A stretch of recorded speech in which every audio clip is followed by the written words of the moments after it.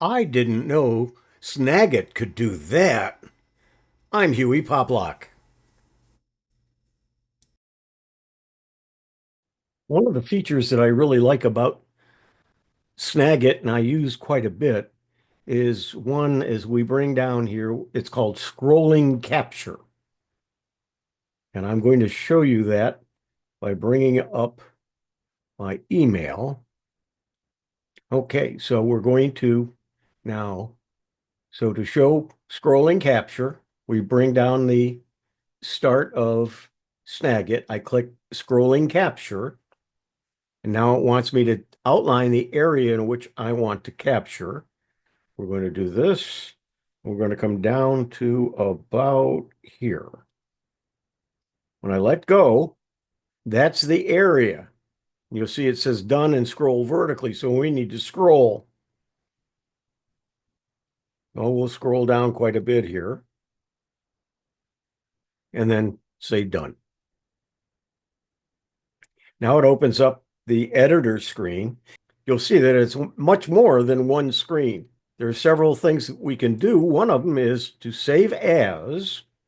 We can save as many different formats, but let's go ahead and take JPEG. When we save that, takes a second, and we can see it here. Whoops. We can see it here. We'll take a look at it in just a moment. But we're also going to go back, minimize this, and let's go ahead and tell it to do the same thing. And scrolling capture, and I'm going to go to the top and then do a scrolling capture.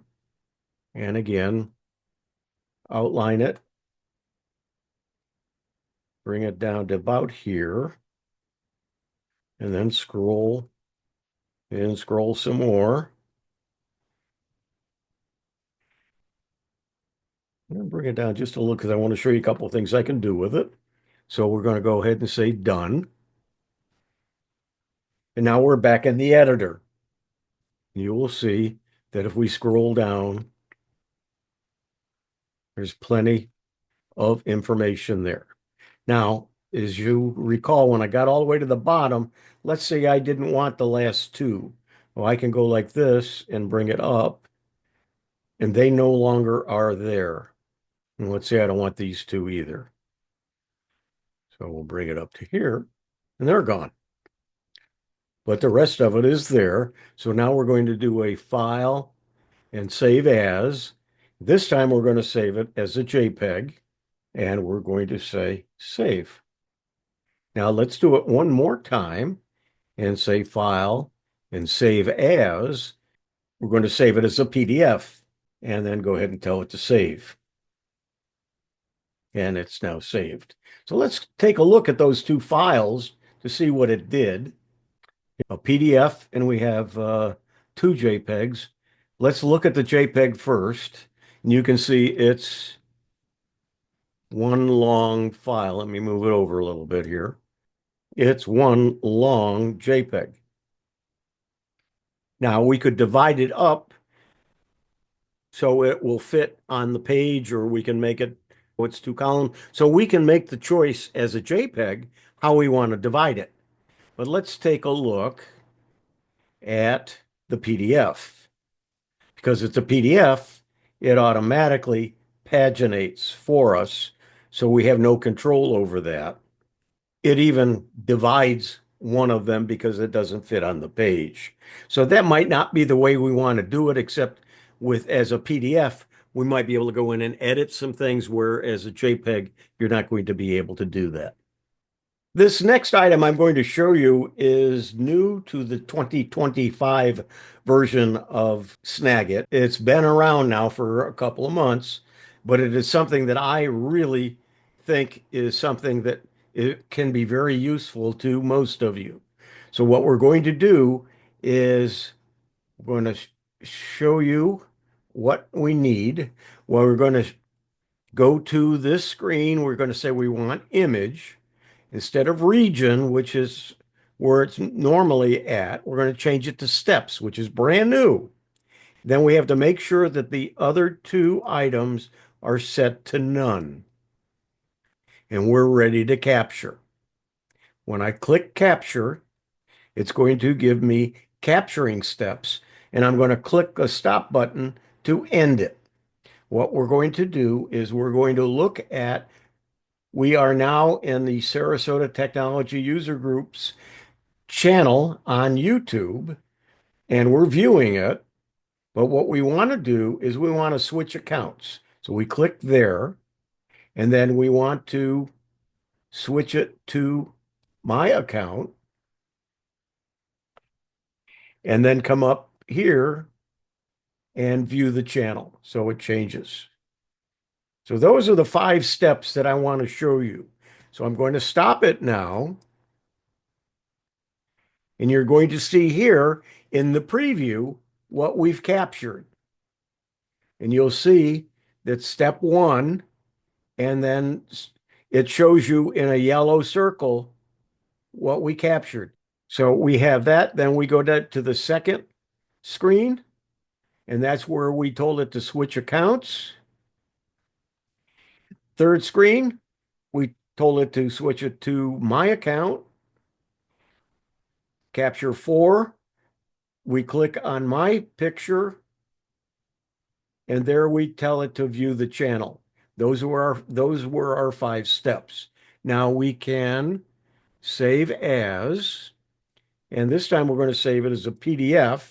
We're going to call it step by step 2 because I think I have another copy of it somewheres. So we'll do that. We'll tell it to save, and we now have a file out there. So let's go take a look at it, and we're going to go to step by step 2, go to the top. If we wanted, we could have it recognize text, but we'll just close that. Right now, we're looking at step 1, and there's a picture of it. There's step 2, again with the yellow circle showing us where to click. Step 3, where to click. Step 4, where to click. And step 5, where to click. We can send that file to somebody, and they will have a sample of what they need to do to be able to change accounts in YouTube. If you're showing information to someone, you don't want them to see all of the information, but you want them to have an idea of what you're talking about, you can blur or you can hide some of that information. There are various ways to do it using Snagit. The one I've used the most is called blurring.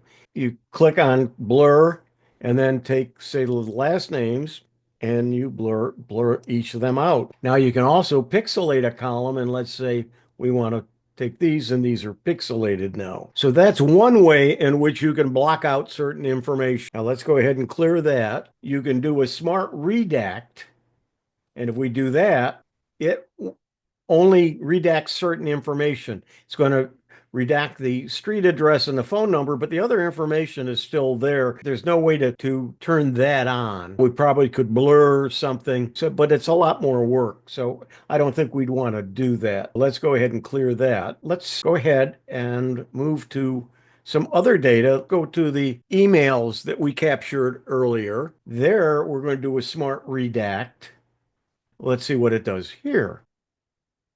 So that didn't do anything because there's nothing there for it to redact. So we'll go ahead and say done. But now what we're going to do is we're going to go to simplify. We're going to turn that on. When we do, it does almost the same kind of thing. What we can do here is we can say, let's say all of the ones with the Y, we're going to delete that information cover up.